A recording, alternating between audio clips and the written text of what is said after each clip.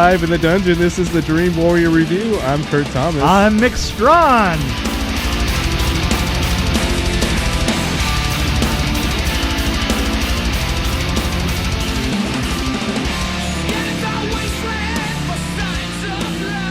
So how do we talk about this one without ruining anything?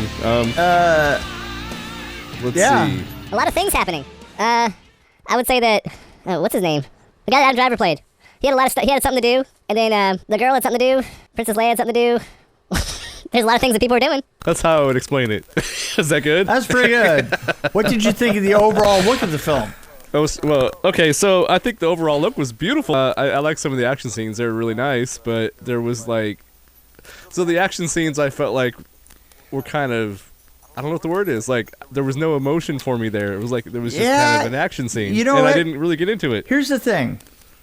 And I have noticed this about J.J. Abrams films, that there's a certain muddle that you get until, like, the last act. Until you get to, like, the last third of the film.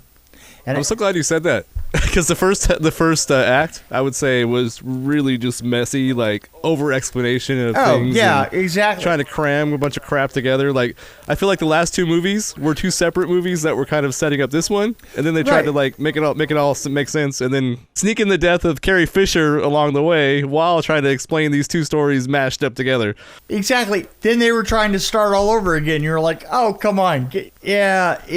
You know, the thing is you're right. It was set up so that all the stuff that was in the first two parts were just a little kind of just weak and repeating stuff that had kind of already happened.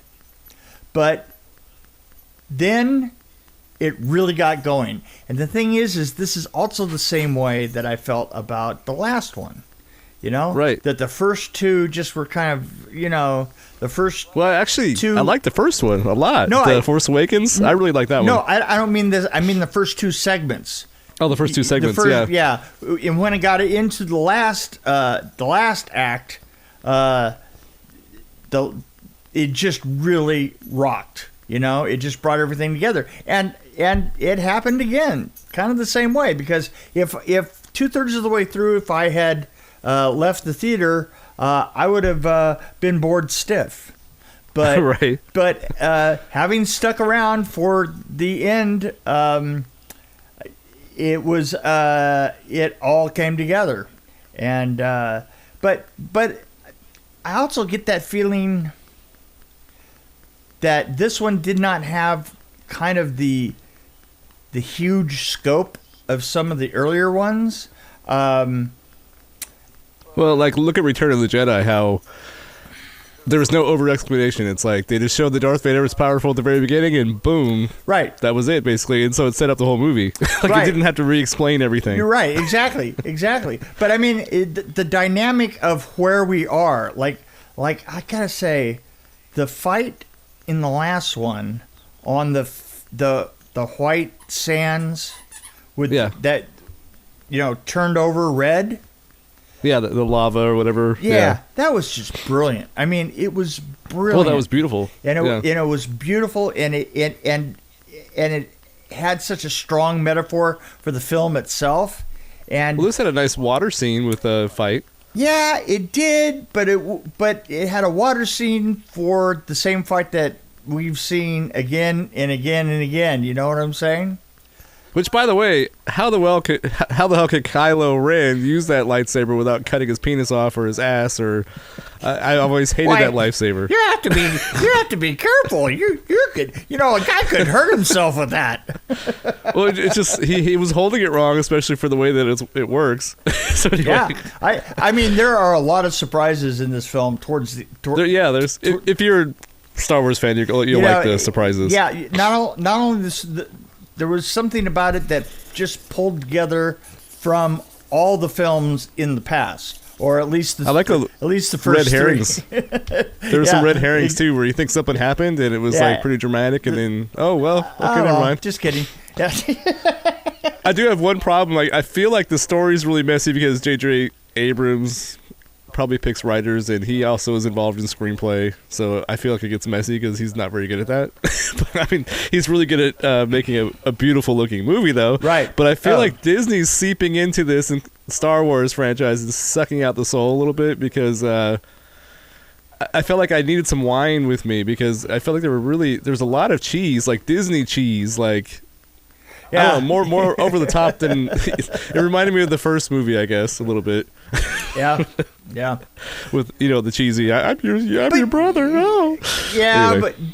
but still, there's a little bit of that. But I really loved it. I really did. Well, I think I can't decide if I like it more than the last one though. No, I think the last one was a stronger movie. And the funny thing is, at the same time, it had a couple of the same pitfalls. It didn't get strong until the end. But I have to say this. I have to say that most filmmakers have trouble with the final act. Yeah. And it's refreshing to find a director that has trouble with the first two and can get through the final act without any problem. Right?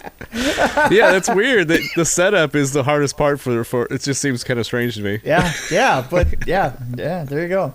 But, it's like, we're gonna try to put something together from the last two movies, and Carrie Fisher died. Oh no, now we have to figure out what to do there. It could possibly be because of the weight of the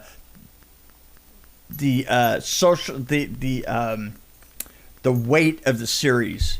I mean. It's so far beyond iconic, Yeah. It's as close to the second coming of Jesus as you can get, and still have a director. You wouldn't think so, because I only had 7 people in the theater with me, and it was like a 7:30 show. I mean, come on. Well, I tried to get into the 6:30, and then I tried to get into the 7, and then I finally had to see the 7:30 show. See, that's crazy. Yeah. By the way, what is up with I think I said this the last movie. Greg Grunberg didn't really fit in. Who's that? Greg Grunberg. He was kind of the heavy set pilot. Wow, that's really weird that you should say that, because that's exactly what all I could say was wow, Heroes is over and done, isn't it? Right. Well, no, the last movie though, I was like, he doesn't really fit in. It's like, and then he's back. Right. It is odd because he has a. I've never really enjoyed his style. He has a very TV style of delivery. It's just like straight. Well, he's done TV, right? That's pretty much all he's done. Yeah, right. He kind of has this. Yeah, it reminds me of Pee Wee Herman when Pee Wee Herman was trying to imitate somebody who didn't remember the bellhop, that didn't know how not to look at the camera, and that's the thing. I keep expecting, whenever I see him on camera, I keep expecting him to look at the camera because he just looks uncomfortable and like an SNL skit or something. Exactly. And they could have made the ship he was in bigger to make him look a little smaller, maybe, because it looked like he was kind of stuffed in there. Well, could have been the point of the whole thing. They had a guy at the very beginning in the first Star Wars that kind of was the stuff into the X-wing, And then, well, there's an actor in here that you didn't really see very much. I should say an actress. And it took me a while to figure out who that was because I had to look at the credits to figure it out. Who? Kerri Washington? Not Kerri Washington. Kerri Russell. Kerri Russell was in this? Yeah. What did she play? She played I don't know how you say her name. Zorro Bliss. Yeah. I think she's the one in the helmet that sticks out in the back. Oh, right. All you see is her eyes. Yeah, and it's like, okay. Yeah. That was interesting. That actually kind of bothered me with that we didn't, you already did that with Mandalorian. What the hell? Yeah, well, I think I really wanted some wine when he said a line at one point. I think you know what line I'm talking about. When all this stuff's starting to happen, and he says, "Hey, will you?" Yeah. and then later on you see that helmet rocking. Yeah, and you're like, okay, look, okay. Yeah, I don't know. Yeah, so I like Adam Driver a lot better in this one. I think his performance was stronger in this one than the last one. I will say that. Yeah, I'm with you on it. I like the first one, the first of this trilogy. I like the first one with Adam Driver. The second one, I didn't think he was as strong. He was very strong this time. But I have to say that the woman that plays Rey, Daisy, is it? What's her name? That plays Rey. Oh, Kerry Washington. Stop that! Daisy Ridley, right? Daisy Ridley, yes. I really like Daisy. Daisy Ridley. I'm trying to find my dog. Yeah, she's awesome. Oh, by the way, we should mention your dog because your dog's made it into our episodes lately, and I was like, we should at least mention that we have a new co-host. Well, you know what? I'm hoping that someday he can get together with the rat and they can, start their own podcast. Well, the rat came back for two days and then left again. He said he was going to France, and I'm like, okay, whatever, dude. Whatever, dude. There's nothing worse than a French rat. Oh, you'll invite him back into the fold. I know you will. Yeah, probably. So Yeah. I guess we don't have a lot more to say because it's hard to talk about these I kind of don't. movies I think without that ruining anything. So I think so far that we haven't ruined it yet. This had a lot of Daisy- less of something I really like. That might ruin stuff too, but like with the didn't have a lot of that. Yeah. Well, it had a lot of at one point battling. You just didn't see them. I mean, they were like up above us. Did that not remind you a little bit of Attack of the Clones? Yeah, there was something about that. That's really true. So I have to bleep out a lot funny. of that stuff. You know what? When you said that there was a lot of there wasn't a lot of something that you liked, and I thought that was there breasts in the other two? Well, not really. Just in my head there was. Yeah, well, there you go. I think people. I don't know. I'm getting the feeling people might not like this. At least if you're a Star Wars fan, it could go either way. I think. Yeah, I don't know.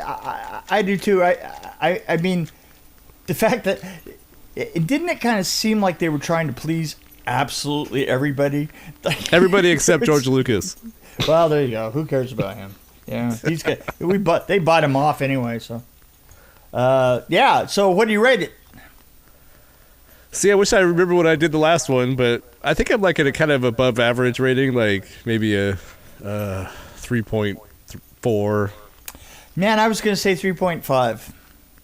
See, we agree. Yeah, we once again, group mind. Yeah, well. It's the worst. See, great minds think alike, though. That's really what that is. Group. And then every once in a while you're wrong and you disagree with me. So, is that how it goes, huh? Right. Well, you know what? In that case, I'm leaving.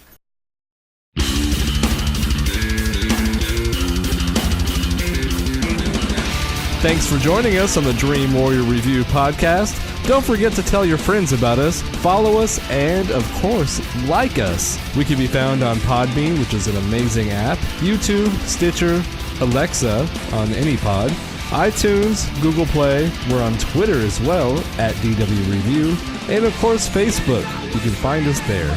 You can also email us at dreamwarriorreview@gmail.com.